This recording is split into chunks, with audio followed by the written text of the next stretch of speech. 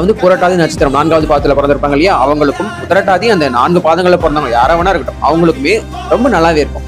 Compare பண்ணும்போது அந்த 2 வருஷத்துக்கு கம்பேர் பண்ணும்போது 2026 ரொம்ப ஒரு குட்டான ஒரு இயரா இருக்கும்.